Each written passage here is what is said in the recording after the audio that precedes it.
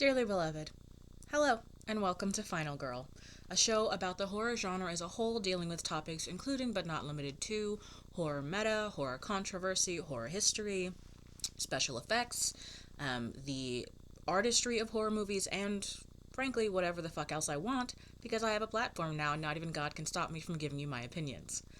My name is Darlington Kilbride the Fourth, and for the sake of the thought exercise, I will be your final girl. Welcome. Now, for this inaugural episode, I felt that it was important that we establish a common language, that we establish a common timeline and a common history so that going forward, we're all on the same page, until I say something that people don't like and presumably get doxxed. Up to that point, though, let's all try and learn some shit.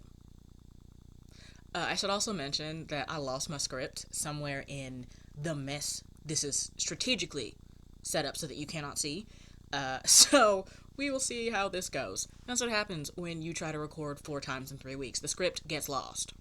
You know what? It's 2020. I can just go ahead and pull up this. Hold on. I have my cell phone. We are off to a great start. Can I just say? I have a lot of docs on Google Docs, okay? Bear with me. Okay, I found it. Back on track.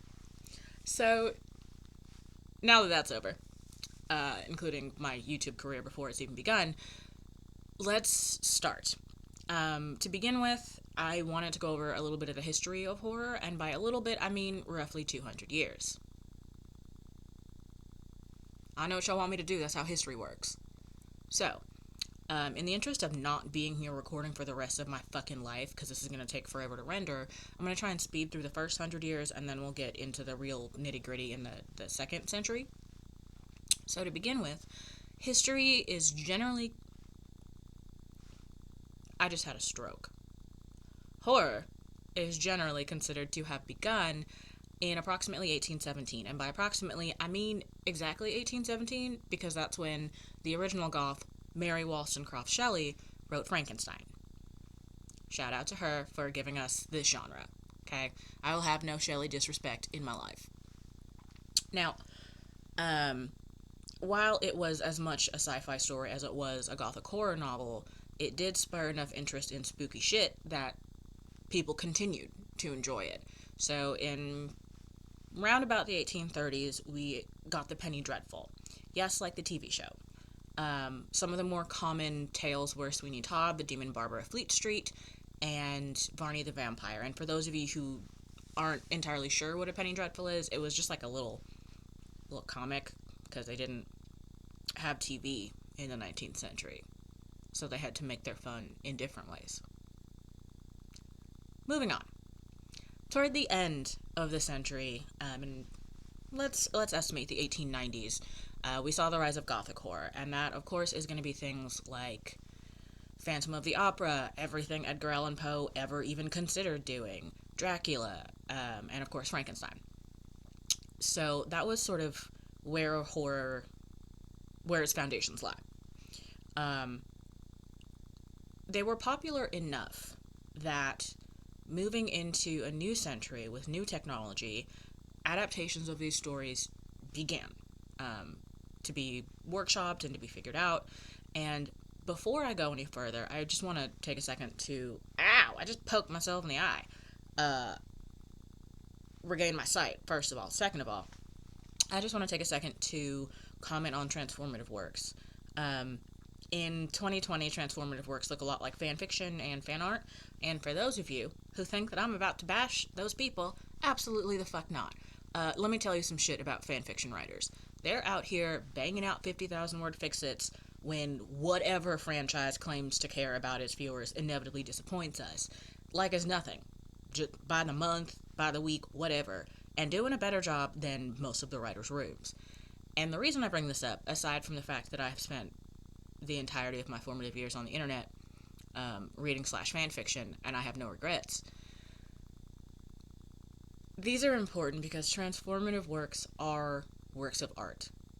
just because they're based on something or they're adapting something, it doesn't make them invalid. It doesn't make them any less worthy of praise and acclaim than the original work. And fun fact, just because we have fan fiction now doesn't mean it's the first style of adaptation. It doesn't mean it's the first style of fan base. Which brings me to the beginning of horror films. In 1910, the very first horror movie ever was filmed, and it was an adaptation of Mary Shelley's Frankenstein. No, not the one that you're thinking of. That one comes a little bit later. This one was a silent film, and it was a 22-minute short. Now, how much could they have done with 22 minutes of silence? But for the time period, it worked. And I just realized my camera's crooked, and we're just gonna pretend that's not happening. Because I swear to God, if I have to fix this one more time, I'm gonna lose my mind. Where was I? Right. So, there was enough interest that another adaptation came out in 1922, and that was Nosferatu, which was an adaptation of Bram Stoker's Dracula. Now, if you have no idea what the fuck I'm talking about, do you remember that episode of SpongeBob when he's afraid of the hash-slinging slasher, and he goes to turn on the lights, and Nosferatu is there? That's Nosferatu. That's the level of expertise I'm bringing to the table. My deep, deep knowledge of SpongeBob trivia. You're welcome.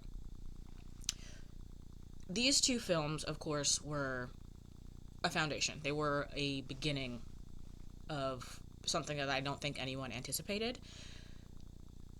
However, as technology changes, better versions of things are created. So, in 1931, we got the classic monster movies that we all know and love. Frankenstein, with Boris Karloff, and Dracula, with, I don't remember his name. I want to say Lon Chaney. I don't think that's right. I'll put it, like, over here somewhere when I edit this. Hey, editing me. Find out his name.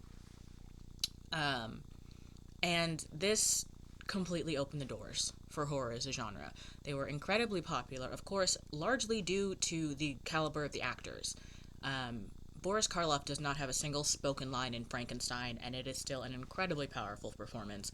So powerful, in fact, that everything about that performance has influenced the way we think about Frankenstein and Frankenstein's monster going forward. For the last 100 years, we've had Frankenstein with the stitches, the big square forehead, the bolts in his neck, none of which was ever recorded by Mary Shelley. So transformative works definitely have their place both in this genre and just in the world in general. Now, after those, we sort of sped into like the classic monster movie era. I am gonna look at my notes because I don't want to get these dates wrong. Okay, so 1933 gave us King Kong, big ape on top of the Empire State Building. We had The Wolfman in 1941 and Godzilla in 1954, which was also, to my knowledge, which as we have already come to the understanding is not extensive, the advent of the kaiju film, which we will be talking about down the line, provided I ever get this posted. And that's all well and good. Monster movies have their place. They're what you think of when you think of classic horror. Don't know that I would call them scary, which is saying a lot because I'm a baby. But that all changed in 1960, which is, of course, when Alfred Hitchcock's Psycho was released in theaters. Now, Alfred Hitchcock, not to speak ill of the dead, was a shithead, and we will be addressing that at length later, especially with regard to how he treated his actresses, but there's no denying that the man was a genius and that the man understood what scared people. Probably because he also scared people. I digress. And here's a fun little factoid that shows you how much horror likes to reference itself. I keep going to say history instead of horror. It's been a long day. It likes to reference itself so much that the original Scream Queen, for all intents and purposes, Janet Leigh, who played Marion Crane in Psycho, gave birth to a Scream Queen. Technically, her name is the Right Honorable Lady Hayden Guest, but we mere mortals just know her as Jamie Lee Curtis. Most famous for the Halloween series. In fact, in Halloween H2O, which I'm gonna go on a limb and say is not a good movie. I know. Just stick with me for a second. There's a scene in that movie where mother and daughter meet and they play Marion Crane's theme from Psycho, and there's a quick reference to Psycho in there, and it's just a really cool moment in horror. Sort of the present paying past to the on. What is happening to me? I'm gonna take a sec. The present paying homage to the past. Plus, it just speaks to how legendary some of these Scream Queens are. So, go find the clip on YouTube. I don't recommend watching the whole movie. It's not good, and you have to listen to LL Cool J read his own hetero fanfiction. It's not good. Just watch the clip. And of course, this was the advent of the slasher film. It took horror in the direction that we, in modern times, know it as. The on-screen murdering, the blood, the stirring up of fear, in this particular way, was completely new for the genre. And it was, though I hate to praise him, pretty fearless for the genre. Now, in 1968, we got another huge horror powerhouse in Night of the Living Dead. My favorite thing about Night of the Living Dead, which I actually didn't see until recently because I'm a baby, like I said, is that the hero is a black man. And the reason that is influential, how do I words? The reason that matters is that it was 1968. We were just coming into the peak and the decline of the civil rights era, and to cast a black man who was tall and imposing as the hero of a horror story and have him just regulating left and fucking right was unheard of at the time. So much so that George Romero went on record as saying that he didn't want to be lauded for casting a black man in the role because he cast the person who deserved it. Think about that for a second. This is 1968. And he just cast the person who deserved it. That's pretty fucking dope. Whether George wants credit for it or not, that's huge. And that was also, obviously, where the zombie genre really got its legs. Romero's version of zombies were based off of the Richard Matheson story, I Am Legend. Yes, like the movie. We'll get to that. And though it bears very little resemblance to the movie with Will Smith, this was where we got the shambling, reanimated cannibals that still terrify me to this day. So, thanks, George, for that. I'll see you in therapy. Moving on.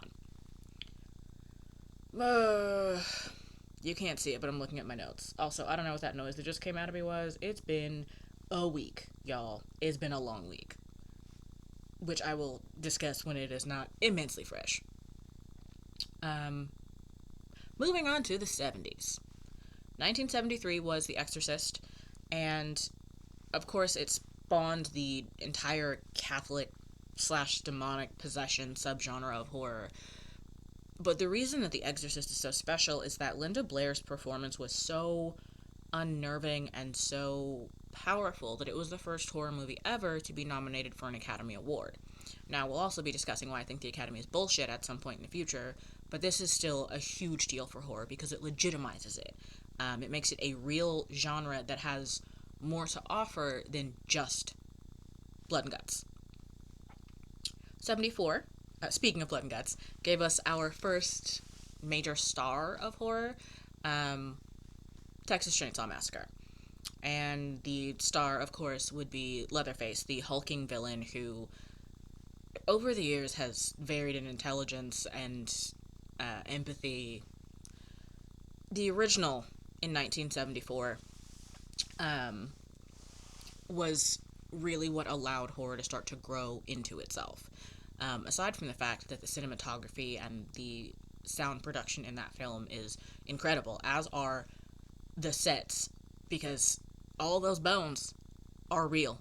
All those bones are animal bones. Someone went out and collected all those bones and built that furniture by hand. Go take a look.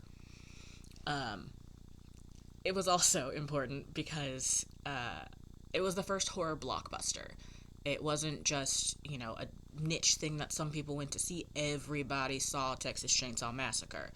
And as far as I'm concerned, it's the first the first horror movie, rather, that says, this is based on a true story, to scare you more. So, there's that. I can hear my roommate, who is my sister, coming in the front door, and I am trying to leave dead air so I can cut in case there's background noise.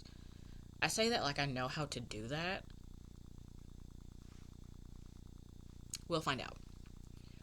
Anyway, this is really when horror starts to pick up speed. So, bear with me, because they start going real hard in the paint right around now. 1976 was Stephen King's Carrie. 1978 was the aforementioned Halloween with Jamie Lee Curtis. Alien came out in 1979. The Shining and Friday the 13th came out in 1980. Poltergeist came out in 1982. And A Nightmare on Elm Street came out in 1984. You get the idea. While it's impossible to underestimate the influence of these films, it also bears saying that the genre became immensely oversaturated, and it sort of devolved into crazed killer chases sex-crazed teens and stabs them up real good.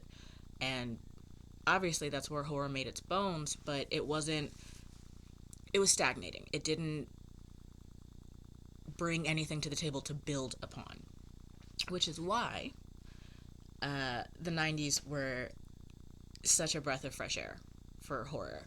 I want to go on record as saying that when Scream came out in theaters originally, I was 4. Just kidding, that's not how time... Yeah, I was 4. I'm also not good at math. And I was 6, I think, when I saw it the first time, which, shout out to my older siblings for just throwing me to the wolves, because I spent the next 10 years thinking Ghostface was in my closet, waiting to murder the fuck out of me.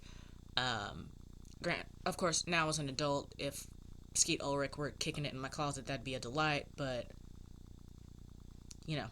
not all dreams come true.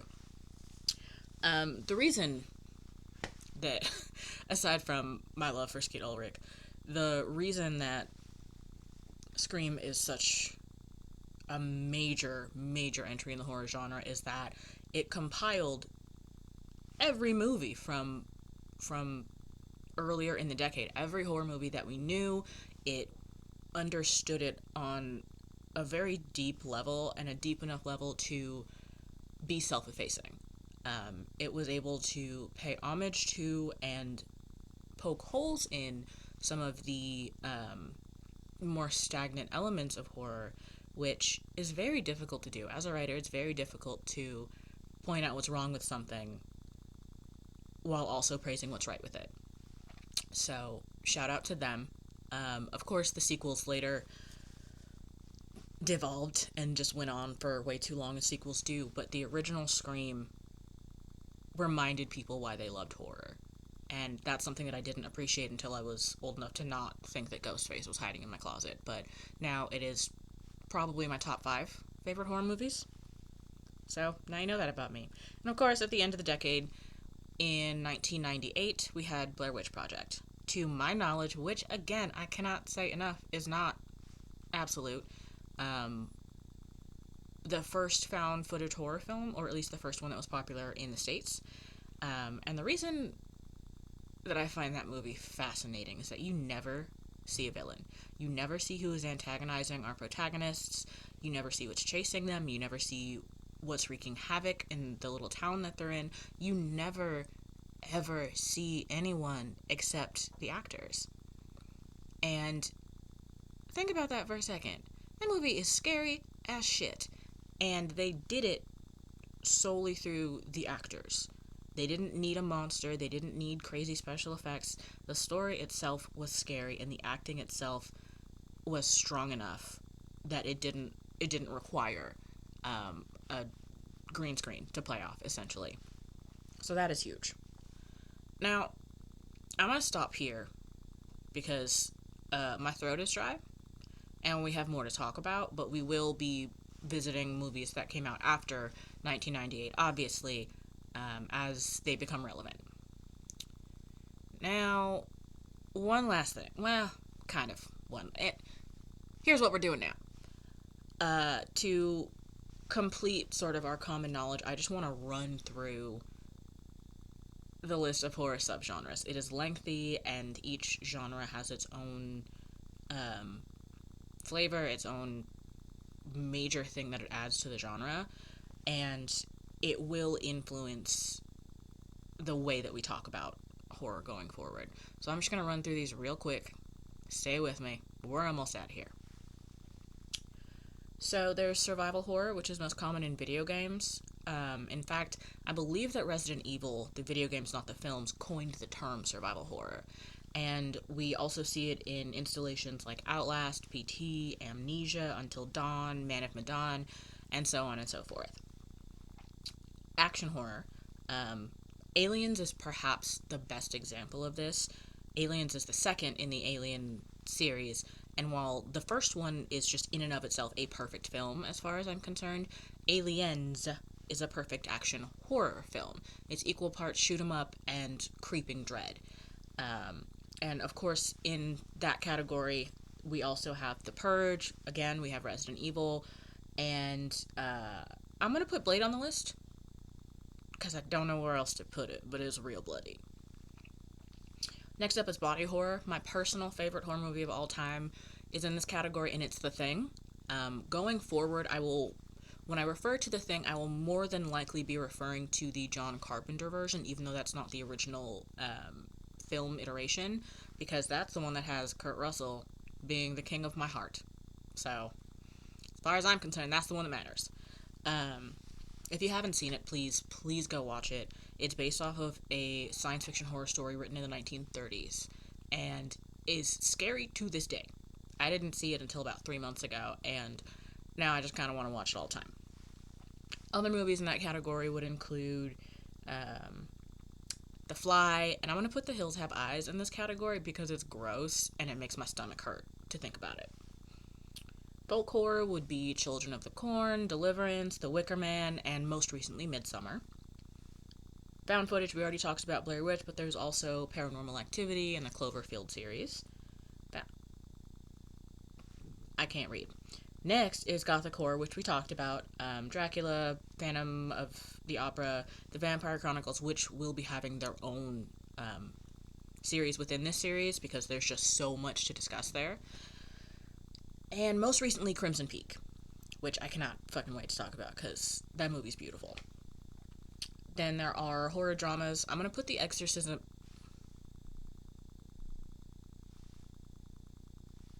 My notes are fucked up.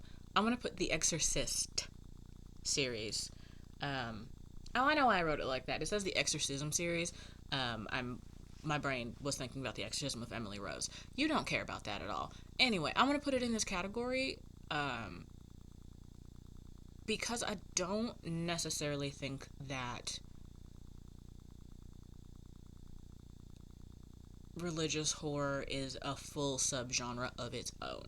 It is definitely a very common theme, and it's definitely one that effectively scares people very much, but I don't know that I personally consider it its own full offshoot. Again, I don't know shit, so you can disagree all you want. I'm not your real dad, I can't tell you what to do. Then there are... Oh, what else is in that? The Sixth Sense. Then there are the horror anthologies like American Horror Story, which we will also be discussing at length, League of Extraordinary Gentlemen, and the aforementioned Penny Dreadful. We have our horror thrillers like You're Next, Wolf Creek, A Quiet Place 2, very soon now, and It Follows. There's natural horror. The Birds is usually the one that comes to mind for me, but I guess technically King Kong goes in this category because it's a giant ape, but I kind of want to just put it strictly in the classic monster category with the Wolfman. Psychological horror. Oh, The Mummy, I guess, would technically also be natural horror, even though it's witchcraft and animated I didn't think this through. We're just gonna leave it at that. We're just gonna leave that there for now. I may change my mind later. Psychological horror, Silence of the Lambs, Silent Hill, relatively recently Black Swan. Of course, there is the slasher slash splatter subgenre. Psycho, Texas Chainsaw, Halloween, Friday the 13th, A Nightmare on Elm Street, Scream, Child's Play, Hostel, Saw, and I'm gonna put Human Centipede in this category, and here's why. I haven't seen it. I'm never going to see it. There is nothing about the concept of that movie that appeals to me. I don't believe in shock for the sake of shock. If it doesn't serve the story, if it's just there to gross you out, that's not a story to me. That's a snuff film. And as far as I'm concerned, it's the horror equivalent of a Serbian film. I just have no interest in it whatsoever. So we may discuss it at some point, but I will be going entirely off of other people's personal experience because you're not going to make me watch it. I don't want to, and I won't. I won't. Supernatural horror. The Ring, The Grudge, It, Poltergeist, Sinister, and Suspiria. And then the zombie genre, which would be the Night of the Living Dead series, both the originals and the remakes, 28 Days Later, Evil Dead, and obviously most recently, the Walking Dead series. I'm not going to count World War Z because what the fuck? But we will be discussing Max Brooks's work because it deserved better than the film that it got. And for those of you who don't know, that's World War Z and the Zombie Survival Guide, which are written from a scientific perspective rather than aiming to shock and awe. They're written as if what he is discussing is fact, and it's phenomenal writing. So we will be discussing that. Just not now, because, man, my runtime is long. This is going to take 5 ever to render.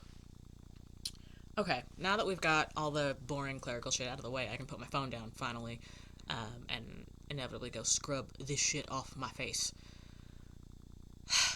We went through 200 years of horror, and look at the wealth of material there is to discuss. It's such an involved genre, and I'm so excited that I will get to spend my time once a week or however often these videos come out talking about it, because I think horror gets a bad rap as just being about blood and guts, when in reality horror is difficult and easy simultaneously because different things scare different people, but there are things that are universally scary. Death, natural disaster, so on and so forth. And to be able to find a balance between those two extremes is something that deserves to be discussed and praised. Now, I'm tired. Very tired. And I want to eat dinner, so I am going to sign off. If you made it through all of this, thank you. I promise the next one will follow the script, and I will hopefully not be exhausted. That's not true. I'm gonna be exhausted. Hopefully I won't be visibly exhausted. Stay tuned for next 2 weeks. The next episode, which will deal with possibly the most egregious horror trope there is, the black guy dies first. I'm sure you can't imagine why that's of interest to me. Anyway, thank you very much for your time and for your eyeballs and for your ears. My name is Darlington Kilbride, and this has been Final Girl.